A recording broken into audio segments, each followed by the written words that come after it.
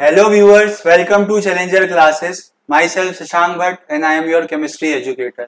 तो बच्चों हम लोग D and F block elements की सीरीज पढ़ रहे थे जिसमें कि हम लेक्चर्स को आगे बढ़ाते हुए आज एफ ब्लॉक एलिमेंट्स को डिटेल में पढ़ना शुरू करेंगे। लास्ट लेक्चर तक हमने डी ब्लॉक एलिमेंट्स की प्रॉपर्टीज और उनके कुछ इंपॉर्टेंट कंपाउंड्स पढ़ लिए थे, साथ ही कुछ क्वेश्चन भी डिस्कस किए थे। तो आगे बढ़ते हैं हम, है ना। और क्या देखेंगे, आज का जो हमारा मेन फोकस है, टॉपिक है, वो क्या है, इनर ट्रांजिशन एलिमेंट्स यानी कि एफ ब्लॉक एलिमेंट्स।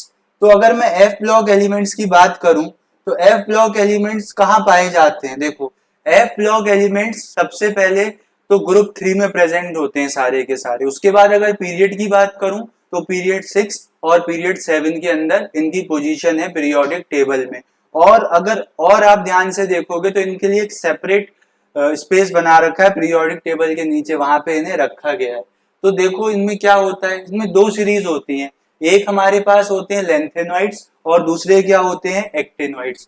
तो एफ ब्लॉक एलिमेंट्स मेनली दो सीरीज को कंसिस्ट करते हैं, एक है लेंथेनाइड्स और एक है एक्टिनाइड्स। जैसे डी ब्लॉक में क्या था, first transition series 3D series, second transition series 4D series, third transition series 5D series. उसी तरीके से एफ ब्लॉक में क्या है, आपके पास लेंथेनाइड्स और एक्टेनॉइड्स हैं। ठीक है, तो अब हम किन एलिमेंट्स को एफ ब्लॉक एलिमेंट बोलेंगे। तो आपको ब्लॉक डिसाइड करने का तरीका मैंने बता रखा है। क्या, जब आप इलेक्ट्रॉन की फिलिंग करो और इलेक्ट्रॉन फिल करते समय लास्ट इलेक्ट्रॉन जिस सबशेल में जाएगा, जिस ऑर्बिटल में जाएगा, वही क्या होगा, उस एलिमेंट का ब्लॉक होगा। कोई भी एग्जांपल आप देख लो, सिंपलेस्ट एग्जांपल उठाएं हम, सोडियम का लेता हूं आपके सामने। सोडियम का एटॉमिक नंबर क्या है, सोडियम का एटॉमिक नंबर होता है 11, है ना, सबको पता है।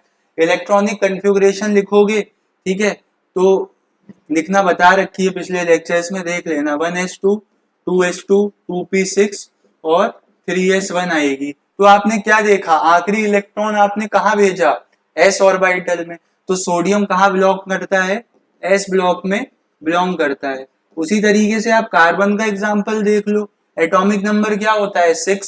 इलेक्ट्रॉनिक कन्फिगुरेशन लिखोगे तो क्या मिलेगी, 1s2 2s2 और 2p2। देखो 6 इलेक्ट्रॉन भर दिए मैंने, और आखिरी इलेक्ट्रॉन कहाँ पे फिल किया है, p ऑर्बिटल, p सबशेल में, है ना। तो ये क्या हो जाएगा, p ब्लॉक हो जाएगा। तो ब्लॉक कैसे डिसाइड हो रहा है, on the basis of electronic configuration. Electronic configuration लिखते वक्त आप आखिरी इलेक्ट्रॉन जहां भेज रहे हो वही क्या कॉन्स्टिट्यूट कर रहा है, उस एलिमेंट का ब्लॉक। तो हमने क्या देखा कि एफ ब्लॉक एलिमेंट्स कौन से होंगे, जब आप इलेक्ट्रॉन की फिलिंग करो और आखिरी इलेक्ट्रॉन कहां चले जाए, एफ सबशेल में, तो वो क्या कहलाएंगे, वो कहलाएंगे एफ ब्लॉक एलिमेंट्स। तो कोई एफ ब्लॉक एलिमेंट्स का एग्जांपल मैं आपके सामने लिखता हूं, ठीक है, ये रब कर रहा हूं। देखो, एफ ब्लॉक एलिमेंट मेरे को एक पता है क्या है, गैडेलोनियम 64, है ना, 64 है एटॉमिक। आप एटॉमिक नंबर पे ध्यान दो, एलिमेंट तो भी बता दूंगा मैं, ठीक है। तो इसके आसपास वाली कोई नोबल गैस बताओ। नोबल गैसेस क्या होती हैं, हीलियम, है ना, एटॉमिक नंबर 2 होता है। नियॉन एटॉमिक नंबर 10 होता है। आर्गन एटॉमिक नंबर 18 होता है ना। Krypton atomic number 36, xenon atomic number 54। तो आपने इसके एटॉमिक नंबर के पास वाली नोबल गैस कौन सी है, जेनॉन है, यानी कि जेनॉन 54 तक तो इलेक्ट्रॉन्स ऐसे भर दोगे। अब ये जीडी या गैडोलिनियम जो एलिमेंट है, ये कौन से पीरियड में आएगा, तो देखो ये फर्स्ट, सेकंड, थर्ड, फोर्थ और फिफ्थ। तो फिफ्थ पीरियड के बाद आएगा, जाहिर सी बात है, 54 क्या है, फिफ्थ पीरियड का लास्ट एलिमेंट है, तो ये कहाँ आएगा, सिक्स पीरियड में। और मैंने आपको बता रखा है for nth period, nth period के लिए आप कौन कौन सी ऑर्बिटल भरते हो, ns ऑर्बिटल भरते हो, np, then n-1d, n-2f and so on. तो यहाँ ये कौन से पीरियड में आ रहा है, सिक्स पीरियड में आ रहा है ना। तो सिक्स पीरियड के लिए आप कौन कौन सी ऑर्बिटल भरोगे, 6s, 6p, 5d और 4f। ठीक, आई बात समझ में। अब आफ्बाउ प्रिंसिपल क्या कहता है, आफ्बाउ प्रिंसिपल कहता है कि आप इलेक्ट्रॉन की फिलिंग इस तरीके से करो कि लोअर एनर्जी की सबशेल या ऑर्बिटल में पहले इलेक्ट्रॉन जाए। और एनर्जी कैसे देखते हैं हम, n+l वैल्यू से। n वैल्यू क्या होती है, प्रिंसिपल क्वांटम नंबर की वैल्यू होती है, जो कि ये जो सबसेल से पहले लिखा होता है उसको डिनोट करता है। जैसे यहाँ पे n की वैल्यू क्या हो जाएगी, 6, और s के लिए l की वैल्यू होती है 0। सिमिलरली यहाँ पे n की वैल्यू 6 और p के लिए l की वैल्यू 1 होती है। यहाँ पे n की वैल्यू 5, d के लिए l की वैल्यू 2 होती है और 4 और f के लिए l की वैल्यू 3 होती है। तो आपने क्या देखा, कौन सी ऑर्बिटल की एनर्जी सबसे लोअर है, बताओ जरा, कौन से ऑर्बिटल की एनर्जी सबसे लोअर है? तो आप कहोगे sir n plus L value 6s के लिए सबसे कम है। तो पहले तो आप s में कितने इलेक्ट्रॉन रख सकते हो, 2, यहां भेज दो। अब आपने कितने इलेक्ट्रॉन फिल कर दिए, आपने 56 इलेक्ट्रॉन फिल कर दिए हैं। अब 64 में से 56 माइनस करोगे तो 8 इलेक्ट्रॉन्स बचते हैं। तो सर हम 8 इलेक्ट्रॉन्स कहाँ भेजेंगे? तो 8 इलेक्ट्रॉन्स अब आप बचे हुए भेजोगे, देखो यहाँ भी n प्लस एल की वैल्यू 7, यहाँ भी 7 और यहाँ भी 7। तो सर लोअर एनर्जी की ऑर्बिटल कौन सी होगी? तो लोअर एनर्जी की ऑर्बिटल वो होगी जिसकी n की वैल्यू सबसे छोटी हो, यानी कि 4f। तो बचे हुए 8 इलेक्ट्रॉन आप कहाँ भेज दोगे? f8 में। ये मैंने एक आर्बिटरी एग्जांपल बताया है ना। तो आपने क्या देखा, आखिरी इलेक्ट्रॉन कहाँ गया? f ऑर्बिटल में। तो ऐसे ही एलिमेंट जिनके लिए आखिरी इलेक्ट्रॉन कहाँ जाएगा? f सबशेल में, वो क्या कहलाएंगे? f block elements. तो अगर मैं जनरल इलेक्ट्रॉनिक कन्फिग्रेशन की बात करूं तो वो क्या होती है f ब्लॉक एलिमेंट्स के लिए? देख लो क्या होगी वो, n-2f। और f में कितने इलेक्ट्रॉन्स आ सकते हैं? 1 से लेके 14 तक। देन क्या होगा, तो सही से लिख देते हैं जरा, तो बहुत दिनों बाद मार्कर पकड़ा है ना ये, तो थोड़ा सा देखो, n-2 f में कितने आ रहे हैं? 1 से 14 तक। उसके बाद n-1 d में क्या आ सकते हैं? या तो 0 या 1। वो 1 क्या आएगा, क्योंकि अगर f ऑर्बिटल फुल फिल्ड या हाफ फिल्ड हो रही होगी तो हम एक इलेक्ट्रॉन एडजस्ट कर लेंगे d ऑर्बिटल में, और ns में तो आपको पता ही है 2 इलेक्ट्रॉन आएंगे। तो f ब्लॉक एलिमेंट्स की जनरल इलेक्ट्रॉनिक कन्फिगरेशन क्या हो गई? वो हो गई सर n-2 f 1 से लेके 14 तक, n-1 d 0 या 1 और ns2। सबसे बाहर वाली शेल को आप क्या बोलते हो? सर सबसे बाहर वाली शेल को हम बोलते हैं वैलेंस शेल। तो ये क्या है आपके पास? वैलेंस शेल है। n जो होता है वो वैलेंस शेल कहलाता है, और इसको आप एक और नाम दे सकते हो, क्या? इसको आप, ठीक है, वैलेंस शेल बोल सकते हो या इसको अल्टीमेट शेल बोल सकते हो, है ना। ये क्या है? वैलेंस शेल से पीछे वाला शेल है, ठीक है। तो इसको आप क्या बोल दोगे? पेनल्टीमेट शेल, है ना। इसका नाम क्या हो जाएगा? n-1 का पेनल्टी मेट सेल। और उसको क्या बोल सकते हो एक और नाम से? इसको आप बोल सकते हो अल्टीमेट शेल। तो अगर पूछ लिया जाए कि f ब्लॉक एलिमेंट्स के लिए अल्टीमेट शेल कौन सा है, तो 6s, है ना। पेनल्टीमेट कौन सा है? 5d, मतलब n-1d। अब वो डिपेंड करता है एक्टिनाइड से या एक्टिनोइड से। और ये क्या हो जाएगा? ये कहलाएगा आपका एंटी अल्टीमेट शेल, है ना, सबसे अंदर वाला। तो नाम पता लग गए, बताओ, है ना। बैलेंस शेल का नाम तो सबको पता ही था, बाकी नाम मैंने और आपको बता दिए। तो जनरल इलेक्ट्रॉनिक कन्फिगरेशन क्या है? n-2 f 1 से 14, n-1 d 0 से 1 और ns2। कहाँ पाए जाते हैं ब्लॉक एलिमेंट्स? ग्रुप 3 में 6 और 7 पीरियड में। चलो आगे बढ़ते हैं अब, है ना। एफ ब्लॉक का आपको जनरल इंट्रोडक्शन मिल गया, नोट कर लो कुछ करना है तो, ठीक। आगे बढ़ते हैं, चलो। येलो कलर दिखाई नहीं इसमें, देखो, तो थोड़ा सा नीचे कर दो और हम सर आगे बढ़ते हैं। इसको रब कर रहा हूँ, नोट कर लेना, ठीक है। आगे बढ़ते हैं और देखते हैं हमारे पास क्या है। दिख रहा है ना, देखो, हाँ, मैंने थोड़ा सा इसमें एडिटिंग करी। क्या है? लेंथेनाइड्स। मतलब एफ ब्लॉक एलिमेंट्स में भी आपको दो सीरीज पढ़नी थी ना, एक क्या थी?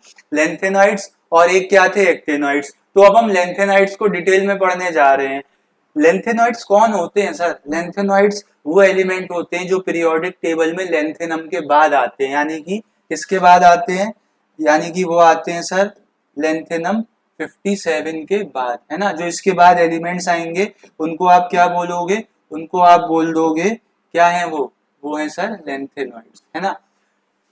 मतलब क्या? एटॉमिक नंबर 58 से 71 वालों को आप लेंथेनाइड्स बोलते हो। इनमें क्या होता है? इनमें लास्ट इलेक्ट्रॉन 4f ऑर्बिटल में जाता है, इसीलिए हम इन्हें 4f सीरीज भी बोलते हैं। अगर मैं इसकी जनरल इलेक्ट्रॉनिक कन्फिगरेशन लिखूं तो क्या आएगी वो देख लेना जरा। मैं क्या लिखने जा रहा हूं, मैं लिखने जा रहा हूं जनरल इलेक्ट्रॉनिक कन्फ्यूगरेशन।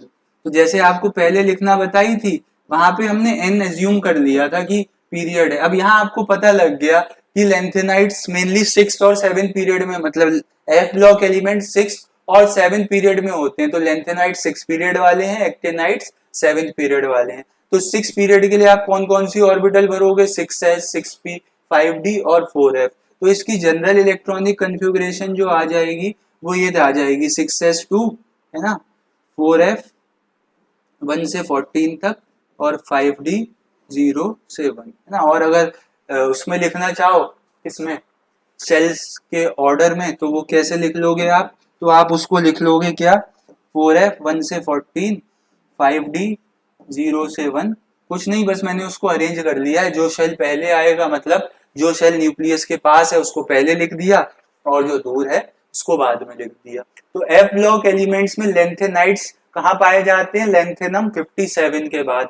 कहाँ तक है, 58 से लेके 71 एटॉमिक नंबर तक। जनरल इलेक्ट्रॉनिक कन्फ्यूगरेशन आपके सामने लिखी हुई है, नोट कर लो। तो थोड़ा सा थ्योरेटिकली चलेगा है ना, ये टॉपिक बता रखा है आपको, इनऑर्गेनिक केमिस्ट्री है, तो मोस्ट ऑफ द चीज मैंने नोट डाउन कर रखी है ताकि हमारा टाइम बचे और आप भी जल्दी जल्दी कॉन्सेप्ट सीख लो। तो इसको नोट कर लो।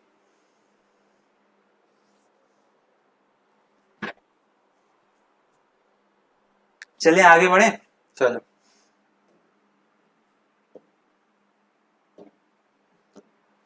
देखो अब हमारे पास क्या है, अब हमारे पास आए हैं कुछ, थोड़ा सा ब्राइटनेस बढ़ा देता हूं ताकि आपको सही से दिखे, ठीक है। चलो, दिख रहा है इधर, दिख रहा है सर। देखो इधर को हो गया है, दिख रहा है यहाँ पर। देखो electronic configuration and radii of lanthanum and lanthanoids. ये आपके सामने कुछ लेंथेनाइट सीरीज के एलिमेंट रखे हैं। सबसे पहली बात जो यहाँ पे नोट करने वाली है वो क्या है, वो ये है सर कि ये जो लेंथेनम है 57 वाला, ये कोई एफ ब्लॉक का एलिमेंट नहीं है। ये कहाँ का एलिमेंट है, ये है आपका एक डी ब्लॉक का एलिमेंट है ना। ये कहाँ का एलिमेंट है, ये डी ब्लॉक का एलिमेंट है। आप इलेक्ट्रॉनिक कन्फ्यूगरेशन से देख लो, ये कलर दिख रहा है, दिख तो रहा है सर, हाँ। देखो आप इसको इलेक्ट्रॉनिक कन्फ्यूगरेशन से देख लो। देखो यहाँ पे एफ ऑर्बिटल में तो इलेक्ट्रॉन गया ही नहीं एफ सब सेल में, तो वो कहाँ से एफ ब्लॉक का हो जाएगा। तो लेंथेनम जो है वो क्या है, एक डी ब्लॉक का एलिमेंट है, बट हमने उसको लेंथेनाइट सीरीज में रखा है क्योंकि कुछ कुछ प्रॉपर्टीज वो शो कर देता है। तो पहला एलिमेंट लेंथेनम ना होके लेंथेनाइट सीरीज का कौन है, सीरियम, जिसका एटॉमिक नंबर क्या है, 58 है। अब लेंथेनाइट सीरीज की इलेक्ट्रॉनिक कन्फ्यूगरेशन लिखते समय आप एक बात ध्यान रखना, क्या बात सर, वो बात ये है कि लेंथेनाइट सीरीज में कभी भी क्या नहीं आएगा, लेंथेनाइट सीरीज में कभी भी, इसको थोड़ा सा सही से लिख देते हैं। देखो लेंथेनाइट सीरीज में कभी भी आपको F2 नहीं दिखेगा और F8 नहीं दिखेगा, है ना। देख लो F2 और F8 कन्फ्यूगरेशन आपको नहीं मिलेगी।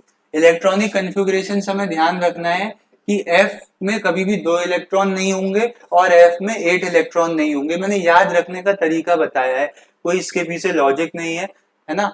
लॉजिक जो है वो मैं आपको यहाँ बता दूंगा, ठीक।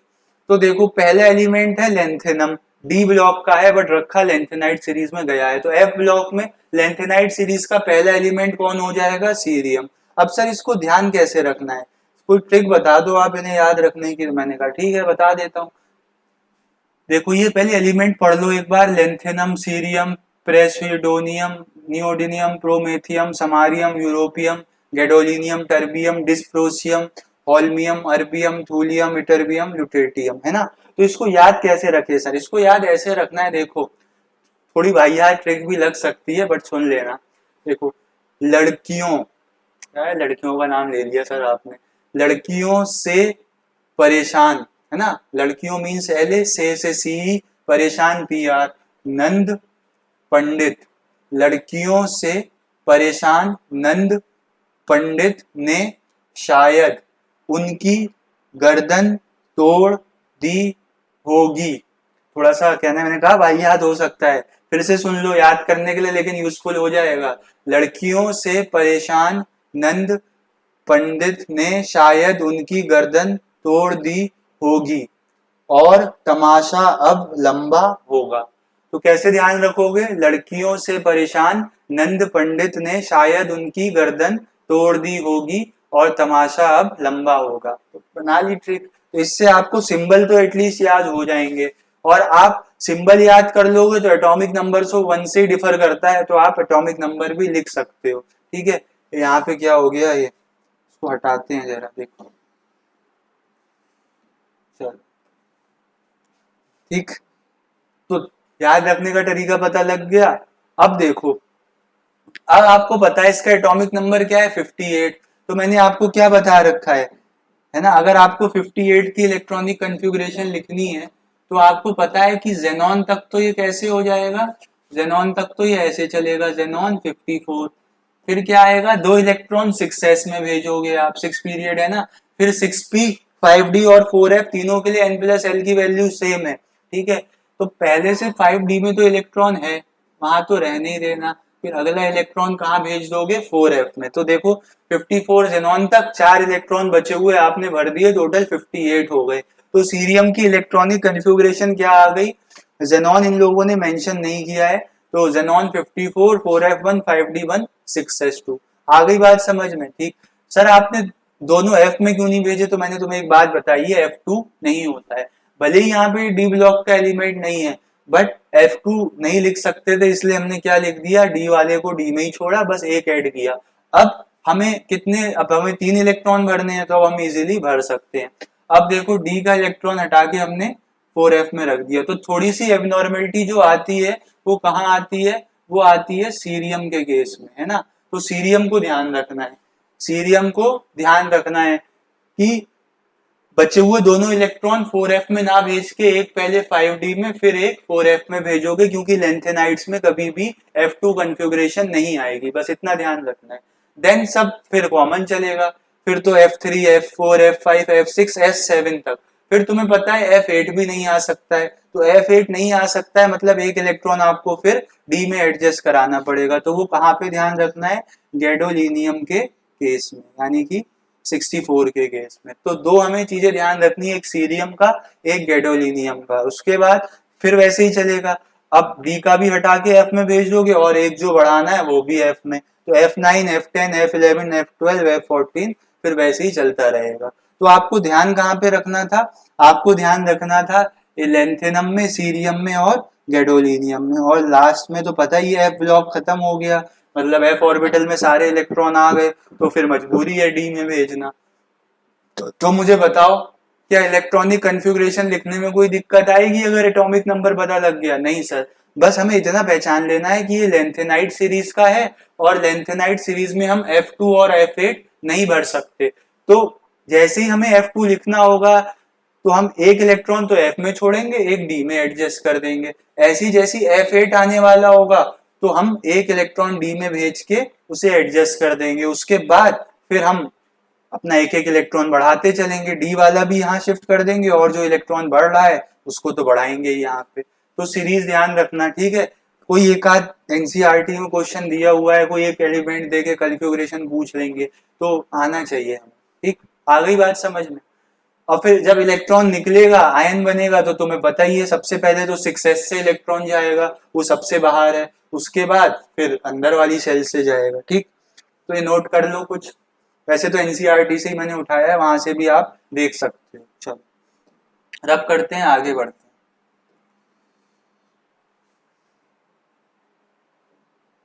ठीक, थोड़ी ब्राइटनेस कम कर देते हैं इसकी ताकि आपको सही से दिखे। चलो भाई आ जाओ। अब हमने क्या देखा था, अभी अभी हमने देखी थी इलेक्ट्रॉनिक कॉन्फ़िगरेशन, तो उसी को थोड़ा मैं थ्योरेटिकली बताने वाला हूँ आपको। देखो, इलेक्ट्रॉनिक कॉन्फ़िगरेशंस जो भरी जाती हैं जनरली, वो कौन से रूल को फॉलो करते हुए भरी जाती हैं? वो भरी जाती है सर अफबाउ प्रिंसिपल को फॉलो करते हुए, जो कि क्या कहता है, जो कि ये कहता है कि लोअर एनर्जी का ऑर्बिटल में पहले इलेक्ट्रॉन एंटर होगा। तो यहाँ पे जरा देखो क्या लोचा हुआ इलेक्ट्रॉनिक कॉन्फ़िगरेशंस में। यहाँ पे जो सीक्वेंस था ऑर्बिटल्स को भरने का, वो क्या था, थोड़ा सा डेविएशन शो कर रहा था अफबाउ प्रिंसिपल से। क्यों कर रहा था? क्योंकि तुम्हें पता है कि हाफ फिल्ड और फुल फिल्ड ऑर्बिटल्स या empty orbitals extra field stable होती हैं। तो उसके लिए क्या होगा, उसके लिए आपको इस तरीके से इलेक्ट्रॉनिक कन्फिगुरेशन को अरेंज करना होगा कि वो हाफ फील्ड और फुल फील्ड वाली कंडीशन को अटेन कर सके। तो नेक्स्ट पॉइंट देखो क्या लिखा है, जाना जब तुम्हें पता था, देखो जेनॉन 54 उसके बाद 6 पीरियड आएगा और nth पीरियड के लिए ns np n-1d n-2f orbitals भरते हो, यानी कि 6 पीरियड के लिए 6s 6p 5d 4f भरोगे। तो सबसे पहले n प्लस एल की वैल्यू लोअर 6s के लिए है, तो पहले तो इलेक्ट्रॉन 6s में चला गया है ना, पहले तो इलेक्ट्रॉन 6s में चला गया, उसके बाद अगला इलेक्ट्रॉन लेंथेनम में कहा गया 5d में। तो ये बात तो सेल्फ अंडरस्टूड है, क्यों सर, क्योंकि लेंथेनम एफ ब्लॉक एलिमेंट नहीं है। तो ये स्टेटमेंट तो समझ आता है, लेकिन बाद वालों में क्या हुआ, बाद वालों में आप देखो, जब आपने एक इलेक्ट्रॉन 5d में भर दिया तो उसके बाद रिमेनिंग इलेक्ट्रॉन्स कहाँ एंटर किए, 4f में, है ना, उसके बाद रिमेनिंग इलेक्ट्रॉन्स 4f में एंटर करते गए। बस आपको ध्यान क्या रखना है, f2 नहीं आएगा। जैसे अगर मैं लिख के बताऊं आपको, देखो लिख के बता देता हूँ, लेंथेनम का क्या था एटॉमिक नंबर 57, तो आपने कैसे फिल किया, जेनॉन 54 6s2 और 5d1, 4f में क्यों नहीं भेजा, क्योंकि वो है ही नहीं एफ ब्लॉक एलिमेंट। उसके बाद कौन आएगा, लड़कियों से, तो सीरियम का क्या था 58, क्या लिख दिया सर, दोनों 8 लिख दिया। देखो सीरियम का क्या था एटॉमिक नंबर, सीरियम का एटॉमिक नंबर था 58, तो यहाँ भी जेनॉन 54 तो चलेगा ही चलेगा। उसके बाद 6s में भी 2 इलेक्ट्रॉन जाएंगे, अब एफ ब्लॉक शुरू हो चुका है, तो 5d1 और 4f1 रहेगा, ठीक। फिर आपको मैंने बताया है लेंथेनाइट्स में कभी भी F2 कन्फिगुरेशन नहीं आएगी। तो लेंथेनम सीरियम के बाद क्या आता है, लड़कियों से परेशान, है ना, प्रेसिडोनियम करके नाम था इसका, और इसका एटॉमिक नंबर क्या हो जाएगा 57, 58 के बाद क्या आएगा, 58 के बाद सर 59 ही आएगा, है ना। तो 58 के बाद क्या आ रहा है आपके सामने, 59 एटॉमिक नंबर। इसका कैसे लिखोगे, इसका आ जाएगा जेनॉन 54, ठीक है, इतना क्लियर है। उसके बाद 6s में 2 इलेक्ट्रॉन, अब क्या करोगे, अब 5d को आप नहीं भी लिखोगे तो चल जाएगा, क्योंकि आपको अब बताओ कितने इलेक्ट्रॉन भरने हैं, 3, है ना। f में दो नहीं आना, f2 नहीं लिखना, f3 तो लिख सकते हो। तो 5d में अब कुछ मत भरना, अब 4f3, और यही आगे कंटिन्यू चलेगा। लेंथेनम सीरियम प्रेसिडोनियम लड़कियों से परेशान नंद, है ना, तो न्यूडोनियम आएगा, जिसका क्या होगा, एनडी से डिनोट करोगे 60 हो जाएगा, और इलेक्ट्रॉनिक कन्फिगुरेशन क्या आ जाएगी 54 6s2, 5d नहीं भी लिखोगे तो भी चल जाएगा, 4f4। अब ऐसे ही चलेगा कहां तक, 4f7 तक। फिर से जैसे ही f8 अटेन होने वाला होगा, आप एक इलेक्ट्रॉन d में भर दोगे, क्योंकि f8 नहीं आता है, फिर f8 वाली स्टेज चली गई, देन f9 से फिर कंटिन्यू f14 तक चलेगा।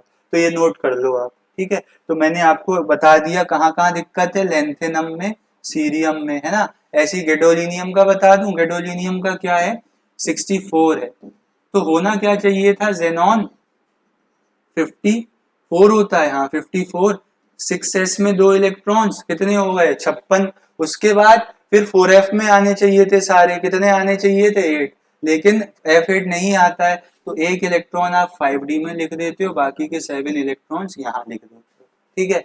तो जो जो आपके एबनॉर्मल केस थे उनकी मैंने कन्फिगुरेशन आपको लिख के बता दी है, देखो सीरियम की, लेंथेनम की और गैडोलिनियम की। बताओ दिख रहा है इतना, है ना, थोड़ा थ्योरी ज्यादा है तो हौच पौच हो गया, बट आप समझ जाओगे, समझदार बच्चे हो, है ना।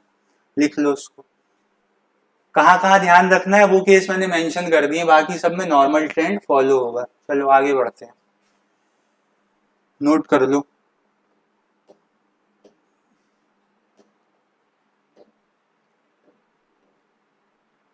अगला हमें क्या देखना है, एटॉमिक और आयनिक साइज। ये देखो थ्योरेटिकल पेपर से और बोर्ड एग्जाम्स के पेपर से बहुत इंपॉर्टेंट है, भर भर के क्वेश्चन पूछा जाता है यहाँ से। देखो एटॉमिक और आयनिक साइज, हम भले ही सीरीज बोल रहे हैं, लेकिन ये सीरीज के एलिमेंट लगे कैसे हैं, लेफ्ट टू राइट, यानी कि पीरियड में। लेंथेनाइट सीरीज पूरी कहाँ है, लेंथेनाइट सीरीज ग्रुप 3 और पीरियड 6 में है, यानी कि हम पीरियड 6 के एलिमेंट्स की बात कर रहे हैं। और तुम्हें पता है जब तुम अलोंग द पीरियड मूव करते हो तो साइज कंटिन्यूअसली इंक्रीज होता है क्योंकि इफेक्टिव न्यूक्लियर चार्ज बढ़ रहा होता है। ठीक है, तो यहाँ भी यही होगा। लेंथेनाइड्स में क्या होता है, जैसे ही आप लेफ्ट से राइट मूव करते हो साइज डिक्रीज होता है, चाहे वो एटॉमिक स्टेट में हो एलिमेंट्स की, चाहे आयनिक स्टेट में। उसी को आप क्या बोलते हो, लेंथेनाइड कॉन्ट्रैक्शन। तो लेंथेनाइड कॉन्ट्रैक्शन डिफाइन करने को आ सकता है तो आप क्या बोलोगे, when we move from left to right in a lanthanide series then the size in atomic as well as ionic state continuously decreases, this is known as lanthanide contraction. तो आप बना लोगे। और अच्छे से अगर इसको दिखाना चाहो तो लेंथेनम का साइज अगर इतना रहा है तो लास्ट एलिमेंट क्या था, लड़कियों से परेशान नंद पंडित ने शायद उनकी गर्दन तोड़ दी होगी और तमाशा अब लंबा, है ना। तो लास्ट एलिमेंट कौन होता है, मतलब ल्यूटेटेनियम, मतलब LUTETIUM होता है, प्रोनाउंस तुम कर लेना, सिंबल LU होता है। तो लास्ट एलिमेंट तक आते आते आप क्या देखोगे कि साइज जो होता है वो डिक्रीज हो जाता है ना। तो यहाँ पे क्या हो रहा है, यहाँ पे हम दिखा रहे हैं कि सर साइज डिक्रीज हो रहा है। कौन से केस में, एटॉमिक रेडियाई के केस। डायग्राम बना दोगे तो मतलब थोड़ा सा और अच्छे से रिप्रेजेंटेशन हो जाएगा, कॉपी चेक करने वाला समझ लेगा।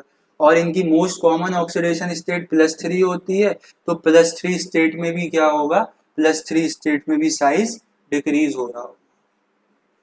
तो हमने यही तो कहा था, चाहे आयनिक की बात हो चाहे एटॉमिक की, दोनों केस में साइज डिक्रीज होता है। तो ये किसकी बात करी हमने, ये हमने बात करी आयनिक रेडियाई की। बताओ क्लियर है इतना।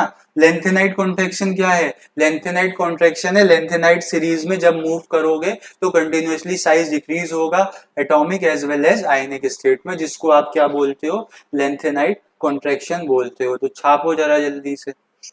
अब इस क्यों होता है ये मैं वो भी आपको बताता हूँ, देखो। ठीक, इसको रब कर दूं, क्यों होता है सर इसको ऐसा बताओ जरा, बताते हैं भाई। देखो अगला हमें क्या पढ़ना है, कॉज ऑफ लेंथेनाइड कॉन्ट्रैक्शन। जो लिखा हुआ है वो तो आप पढ़ोगे, मेरी बात तो मानोगे नहीं, चाहे मैं ऐसे बोर्ड घेर के खड़ा हो जाऊं, है ना। नजर जा ही जाती, जिस काम को मना करो वो काम आप पहले करते हो। तो मेरी बात समझो, एक प्रॉपर्टी होती थी इफेक्टिव न्यूक्लियर चार्ज।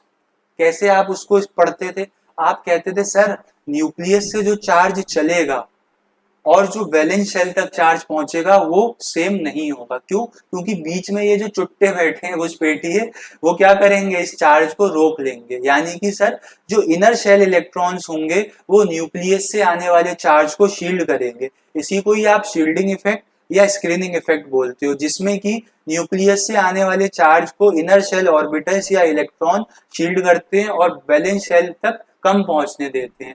तो बाहर तक जो चार्ज पहुंचता है उसको हम इफेक्टिव न्यूक्लियर चार्ज बोलते हैं, और न्यूक्लियस से जो आता है उसको हम न्यूक्लियर चार्ज बोलते हैं। तो ये इफेक्टिव न्यूक्लियर चार्ज कम क्यों हो गया, वो इसलिए कम हुआ क्योंकि बीच वाली ऑर्बिटल्स ने चार्ज को शील्ड कर लिया, रोक लिया। तो यहाँ पे मुझे लगानी चाहिए थी एक स्लाइड जो कि मैं नहीं लगा पाया, तो मैं तुम्हें यही समझाने की कोशिश करता हूँ। देखो ये क्या है, ये तुम्हारा न्यूक्लियस है, ठीक है, ये तुम्हारी इनर शेल इलेक्ट्रॉन्स हैं या ऑर्बिटल्स हैं। फिर कौन आएगा, 4f 5d और 6s। अब भले ही लास्ट इलेक्ट्रॉन तुमने 4f में फिल किया है, बट 6 नंबर वाला शेल तो सबसे बाहर होगा, होगा कि नहीं होगा। तो देखो यहाँ पे जो इलेक्ट्रॉन बैठा होगा ना, यहाँ पे जो इलेक्ट्रॉन बैठा होगा उसको क्या क्या चीजें परेशान कर रही होंगी वो मैं तुम्हें दिखाने, मैं एक एक इलेक्ट्रॉन भर दे रहा हूँ, है ना। यहाँ तो 2 ही रहे होंगे, ठीक है।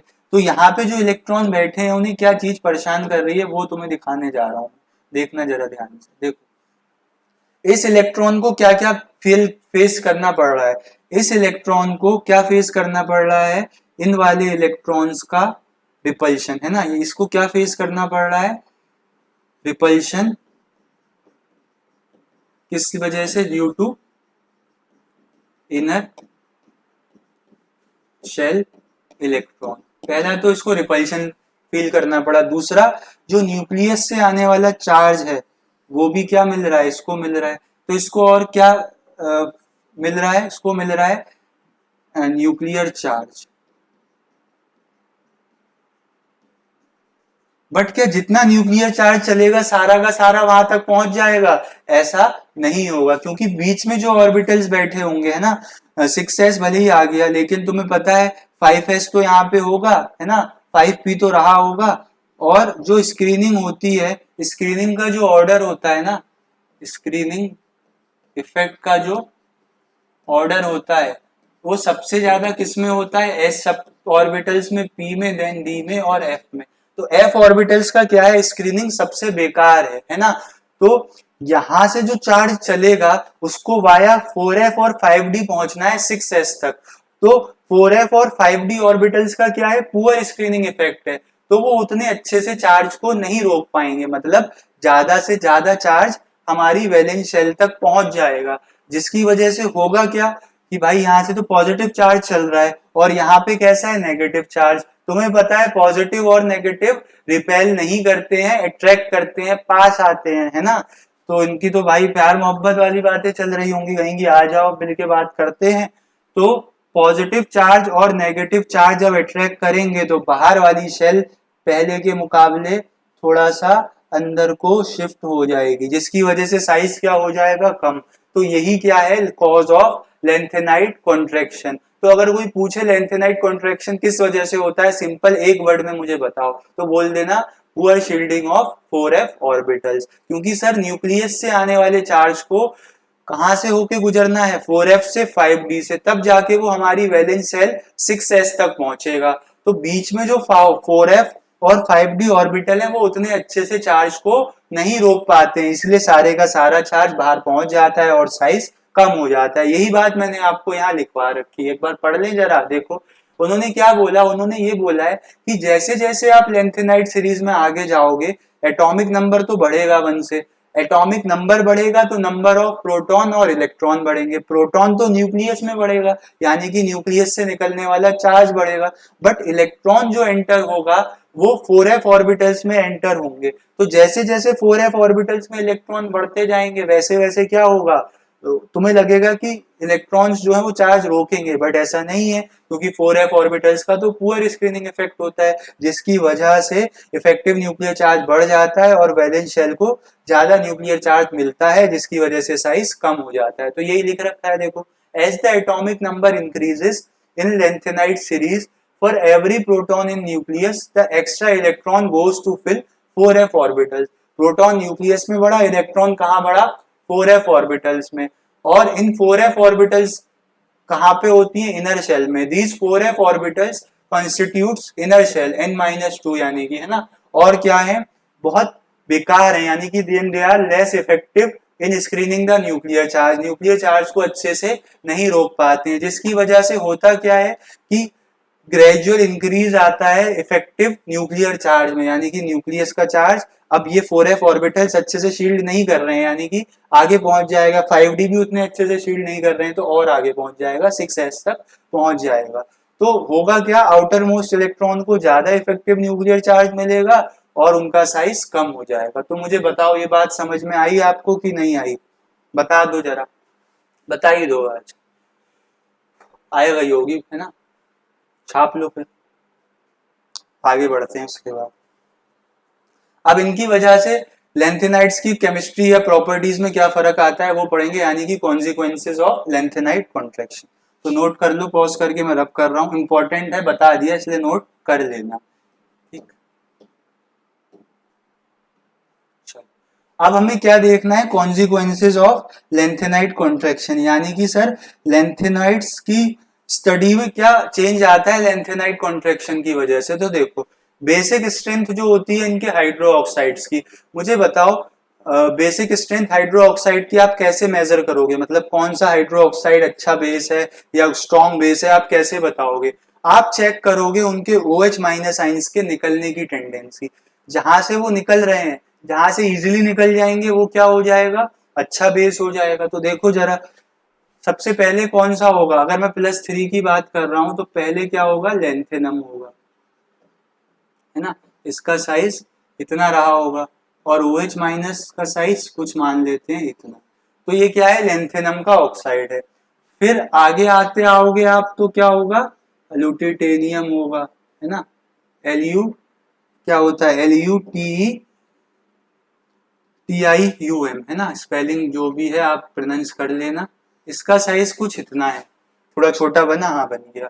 और OH माइनस आइंस का तो साइज यही है। तो देखो जब भी बॉन्ड बनता है और बॉन्ड बनाने वाले एटम्स या उनकी ऑर्बिटल्स कंपेरेबल साइज की होती हैं तो अच्छा ओवरलैप होता है, जिसकी वजह से स्ट्रॉन्ग बॉन्ड बनता है। और स्ट्रॉन्ग बॉन्ड को ब्रेक करना इजी नहीं है, पॉसिबल नहीं है। तो ये वाली बॉन्डिंग क्या है, स्ट्रॉन्ग, क्योंकि Lu3+ और OH माइनस आइंस का साइज कंपेरेबल है। बट आपको पता है कि ऐसा क्यों हो रहा है, क्योंकि लेंथेनाइट कॉन्ट्रैक्शन की वजह से कंटिन्यूअसली लेंथेनॉइड सीरीज में साइज डिक्रीज होता रहता है, चाहे वो एटॉमिक स्टेट में हो चाहे वो आयनिक स्टेट में हो। तो La3+ का साइज कंपेरेटिवली ज्यादा होगा, Lu3+ का साइज कम होगा, जिसकी वजह से लेंथेनम का जो हाइड्रो ऑक्साइड बनेगा उसकी बॉन्ड स्ट्रेंथ कम होगी और यहां से ज्यादा टेंडेंसी होगी OH माइनस आइंस निकलने की, यहां से उतनी ज्यादा नहीं होगी। तो आपने क्या देखा, आपने देखा कि OH माइनस आइंस इजिली कहां से रिमूव हो पा रहे हैं, La3+ से, उतना Lu3+ से नहीं रिमूव हो पा रहे हैं। तो OH माइनस आइंस जहां से जल्दी निकलेंगे वो अच्छा बेस होगा। तो आपने क्या देखा कि basic strength of hydroxides क्या हो रही है, डिक्रीज हो रही है ना। Basic strength of hydroxides decreases because due to, किस वजह से, because due to lanthanide contraction size continuously decreases, है ना। साइज कंटिन्यूअसली क्या होता है, डिक्रीज होता है, विच रिजल्ट्स इन, जिसकी वजह से क्या होता है, स्ट्रॉन्गर बॉन्डिंग हो जाती है, which results in stronger bonding between lanthanide ion and OH minus. ठीक है, तो लेंथेनाइड कॉन्ट्रैक्शन की वजह से क्या हुआ, साइज छोटा हुआ, साइज छोटा होने की वजह से क्या हुआ, इफेक्टिव ओवरलैपिंग हो गई, तो बॉन्ड स्ट्रेंथ बढ़ गई। तो OH माइनस आइंस को यहां से निकलने में दिक्कत होगी, बट La3+ से वो ज्यादा दिक्कत यहाँ भी हो रही होगी, लेकिन ज्यादा इजीली कहां से निकल पा रहे हैं, जहां पे बड़ा मेटल आयन है या बड़ा कैटायन है, वहां पे ओवरलैप अच्छा नहीं हो रहा है ना। तो इसी वजह से बेसिक स्ट्रेंथ क्या होती है, डिक्रीज होती है। इसको नोट कर लो। सही लिखा है ना मैंने, हाँ सही लिखा है, कुछ समझना है तो देख लेना, ये कंटिन्यूअसली लिखा है। ठीक है, मेरे यार राइटिंग सुधार नहीं पा रहा हूँ मैं। ठीक, तुम लोग भी कुछ नहीं कहते हो, डांट दिया करो कि सर साफ साफ लिखो, है ना। तो यहाँ से क्या हो रहा है, यहाँ से क्या हो रहा है, लिख लेना कि OH minus can be easily remove, यहाँ से OH minus ions easily remove हो जा रहे हैं, और यहाँ से OH minus ions are removed with difficulty. यहाँ पे क्या है, OH माइनस आइंस को निकलने के लिए डिफिकल्टी आएगी, जिसकी वजह से क्या होगा कि बेसिक स्ट्रेंथ कम हो जाएगी। ठीक है, ये नोट कर लो, आगे बढ़ते हैं। चलो, अगला जो कॉन्सिक्वेंस है वो है सेपरेशन ऑफ लेंथेनॉइड्स, है ना।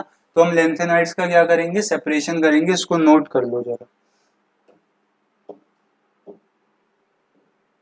देखो, आप किसी भी चीज को कब सेपरेट कर सकते हो, जैसे घर में देखा होगा मम्मी विनोइंग करती हैं, क्या सर विनोइंग क्या होता है, विनोइंग वही गेहूं को फटकना, सूप में लेके ऐसे ऐसे उछालते हैं। तो होता क्या है कि जो लाइटर पार्टिकल्स होते हैं वो तो एयर के संग गिर जाते हैं, जो हैवी होते हैं वो वहीं पे रहते हैं और सूप यानी कि जिससे वो फटकती है मम्मी उसमें ही आ जाते हैं। तो ऐसा क्यों हुआ, क्योंकि उनकी कुछ प्रॉपर्टीज डिफरेंट थी ना।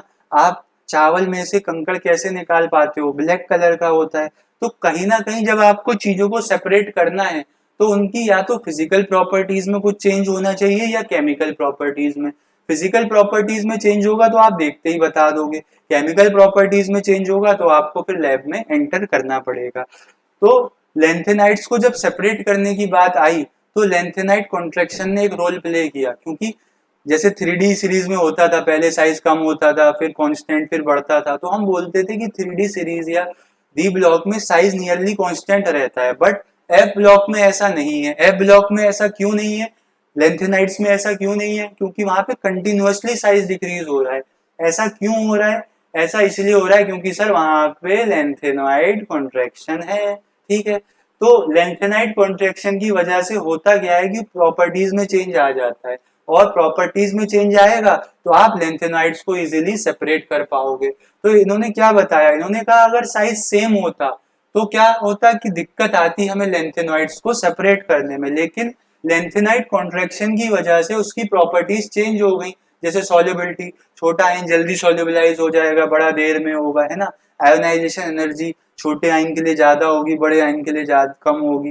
बेसिक स्ट्रेंथ अभी आपने देखा डिक्रीज होती है। तो और कॉम्प्लेक्स फॉर्मेशन टेंडेंसी, बड़े आयन के लिए कॉम्प्लेक्स जल्दी बनेगा क्योंकि उसकी ऑर्बिटल बड़ी होगी, लिगेंड दूर से देख के इलेक्ट्रॉन उसमें डोनेट कर देगा। तो इन्हीं सब प्रॉपर्टीज को जब आप चेक करोगे तो हर लेंथेनाइड के लिए अलग अलग आएगी, और इनके बेसिस पे आप इनको यूज करके इनको सेपरेट कर सकते हो। तो पहला कॉन्सिक्वेंस क्या था, बेसिक स्ट्रेंथ ऑफ हाइड्रोक्साइड, और दूसरा कॉन्सिक्वेंस क्या है, सेपरेशन ऑफ लेंथेनॉइड्स। तो इसको नोट कर लो, इंपॉर्टेंट 3 मार्क्स में क्वेश्चन आएगा। What is lanthanide contraction, how does it cause and what are its consequences. तो आपको तीनों बातें एक्सप्लेन करनी पड़ेगी, जो मैंने आपको बता भी दी है। ठीक, चलो आगे बढ़ते हैं, नोट कर लो। रब क्या करना था, कुछ करना ही नहीं था, आदत पड़ गई है। देखो, थर्ड जो कॉन्सिक्वेंस है और लास्ट, वो बहुत इंपॉर्टेंट है। वो क्या है, similarities between second and third transition series. मतलब सेकंड और थर्ड ट्रांजिशन सीरीज होती क्या थी सर? सेकंड ट्रांजिशन सीरीज होती थी मेरे भाई ये वाली, यारी जरा निभाना, मौत तक, रुकावट, राह में पड़े तो आग में कूद जाना, है ना। ये थी, ये क्या थी आपकी सेकंड ट्रांजिशन सीरीज। और थर्ड ट्रांजिशन सीरीज क्या थी, ला, हफ्ता, वरना, रेहान, ओसामा, इरफान, पीटेंगे और हंसेंगे। थी कि नहीं थी, बता दो, कह दो कि नहीं थी, अबे बोल दो। हाँ सर यही थी। तो यहाँ पे सिमिलैरिटीज आई, क्यों? क्योंकि देखो तुम्हें पता है लेंथेनाइड्स कहाँ से स्टार्ट होते हैं, इसके बाद से। ये क्या है 72, है ना। तो कहीं ना कहीं बीच में जो 58 से 71 वाले हैं वो क्या है, लेंथेनॉइड्स। तो यहाँ से यहाँ तक तो नॉर्मल साइज इंक्रीज हुआ, क्योंकि आप ग्रुप में नीचे आ रहे हो, और ग्रुप में नीचे आ रहे हो तो आपको पता है कि एक एक वैलेंस शेल ऐड होता जाएगा, साइज बढ़ता जाएगा। बट यहाँ से यहाँ आने में साइज उतना इंक्रीज नहीं हुआ, ऑलमोस्ट कांस्टेंट रहा। ऐसा क्यों हुआ? ऐसा इसलिए हुआ क्योंकि यहाँ से यहाँ आने में तो साइज बढ़ा, बट लेंथेनॉइड्स में क्या होता है, कॉन्ट्रैक्शन, जिसकी वजह से साइज इसका कम हो गया। तो यहाँ से यहाँ आने में बढ़ना चाहिए था, बट यहाँ से यहाँ आने में जो कॉन्ट्रैक्शन हुआ उन दोनों ने साइज को कंपेरेबल कर दिया। तो ये इफेक्ट आगे 2-3 एलिमेंट तक चलता है, जिस वजह से हम इन एलिमेंट्स को ट्विन एलिमेंट्स भी बोलते हैं, क्योंकि इनका साइज ऑलमोस्ट क्या रहता है, इनका साइज ऑलमोस्ट सेम रहता है। तो वही बात यहाँ पे बताई गई है कि एटॉमिक रेडियाई जो होती है सेकेंड और थर्ड ट्रांजिशन सीरीज की, वो आसपास मिली। ठीक है, ऐसा क्यों हुआ? ऐसा इसीलिए हुआ क्योंकि लेंथेनाइड कॉन्ट्रैक्शन था। आप देख लो ना, स्कैंडियम, अभी आगे दिखाऊंगा आपको, स्कैंडियम यहाँ होता था, स्कैंडियम टाइटेनियम, है ना। यहाँ से यहाँ आओगे तो आपका नॉर्मल ट्रेंड फॉलो हो रहा है, down the group size increases, down the group size increases, along the period size decreases, along the period size decreases। But lanthanum के बाद ऐसा क्या दिक्कत आई, लेंथेनम के बाद ये हो गया कि भाई बीच में लेंथेनॉइड्स आ गए, जिसमें कि 4f ऑर्बिटल्स थी, और 4f ऑर्बिटल्स का क्या था, पुअर स्क्रीनिंग इफेक्ट था, जिसकी वजह से क्या हुआ, उन्होंने इफेक्टिव न्यूक्लियर चार्ज बढ़ा दिया, साइज कम हो गया। तो यहाँ से यहाँ आने में साइज कम हुआ, तो जितना बढ़ना चाहिए था उसको कंपनसेट कर दिया उसने, और इन दोनों का साइज ऑलमोस्ट आपको कंपेरेबल मिल गया। तो जिरकोनियम की जो एटॉमिक रेडियाई होती है वो 160 पिकोमीटर, और हॉफनियम की 159 पिकोमीटर पाई गई। ऐसा क्यों हुआ? ऐसा लेंथेनाइड कॉन्ट्रैक्शन की वजह से हुआ। आइए आपको मैं कुछ वैल्यूज की हेल्प से इसको समझाता हूँ, और कोशिश करते हैं कि इसको यहाँ रोकें ताकि नेक्स्ट क्लास के लिए हम आपसे मिले, है ना, ज़्यादा हो जाएगा कंटेंट तो आप भी बोर होने लगोगे। चलो देखो, मैंने कुछ वैल्यूज लिखी हैं, उधर वाली वैल्यूज दिख रही हैं? हाँ सर दिख रही हैं, देखो यहाँ पे सर बता दो जरा, बता रहे हैं देखो। ये क्या है आपके पास? ये है आपके पास फर्स्ट ट्रांजिशन सीरीज, जिसको आप 3D सीरीज भी बोलते हो। तो ये क्या लिख रखी है मैंने? फर्स्ट ट्रांजिशन सीरीज, है ना। ये क्या है? ये है 4D सीरीज, जिसको आप क्या बोलते हो? जिसको आप सेकंड ट्रांजिशन सीरीज भी बोल देते हो। और ये क्या लिखा है? ये लिखी है मैंने 5D सीरीज, जिसको आप क्या बोल देते हो? जिसको आप बोल देते हो थर्ड ट्रांजिशन सीरीज। तो देखो, लास्ट वाली जो कॉन्सिक्वेंस था वो क्या था कि सर सेकंड और थर्ड ट्रांजिशन सीरीज का साइज ऑलमोस्ट कंपेरेबल पाया गया। तो देखो क्यों हुआ। पहले देखो, स्कैंडियम से इट्रियम तक आप आए तो नॉर्मल डाउन द ग्रुप वाला ट्रेंड फॉलो हुआ, और यहां से यहां आने में क्या हुआ?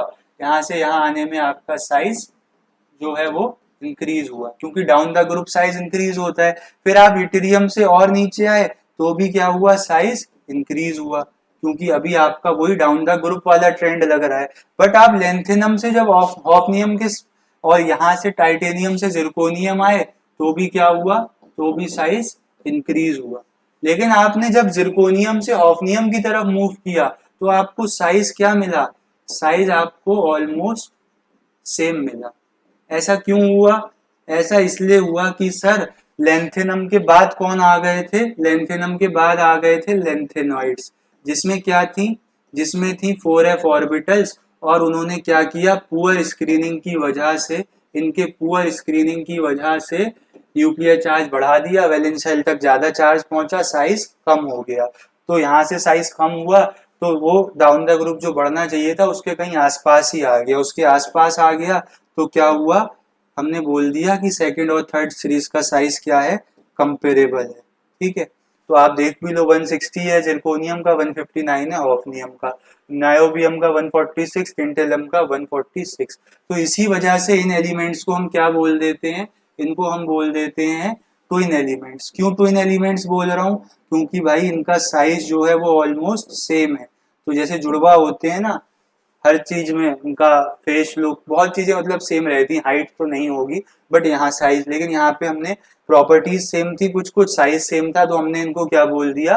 ट्विन एलिमेंट्स बोल दिया। बताओ आई बात समझ में कि नहीं? ठीक, तो हमने क्या पढ़ा आज की क्लास में? हमने देखा एफ ब्लॉक एलिमेंट्स क्या होते हैं, जिनमें लास्ट इलेक्ट्रॉन एफ सबशेल में जाता है। कहाँ पे पाए जाते हैं? ग्रुप 3 में और पीरियड 6 और 7 में।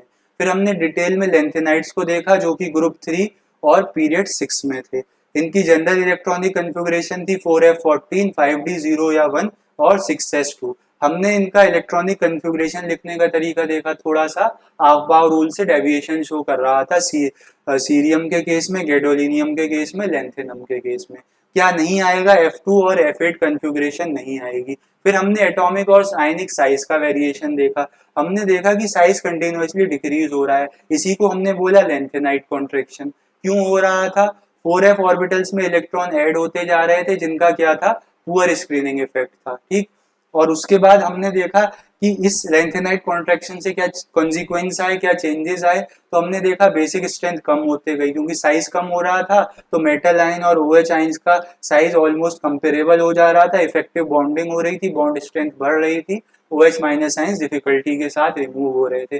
दूसरा हमने क्या देखा? साइज सेम होते तो हम उसको सेपरेट नहीं कर पाते, बट साइज में डिफरेंस आया तो हमने लेंथेनॉइड्स को सेपरेट भी कर दिया। तीसरा हमने क्या देखा कि सेकंड और थर्ड ट्रांजिशन सीरीज का साइज कंपेरेबल मिला ड्यू टू लेंथेनाइट कॉन्ट्रैक्शन, और हमने इन एलिमेंट्स को क्या बोल दिया?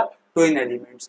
तो हमने इतना आज की क्लास में पढ़ा, आगे कंटिन्यू करेंगे कुछ लेंथेनाइट्स की प्रॉपर्टीज, देन एक्टिनाइट, और अपना DNF ब्लॉक का अध्याय अगले लेक्चर में मोस्ट प्रोबेबली कंप्लीट कर देंगे। तो तब तक आप लोग पढ़ाई करते रहो, है ना, और अपना ध्यान रखो। आज की क्लास के लिए आपका धन्यवाद, आपने पेशेंटली क्लास अटेंड करी। मिलते हैं नेक्स्ट क्लास में, तब तक के लिए टाटा बाय बाय।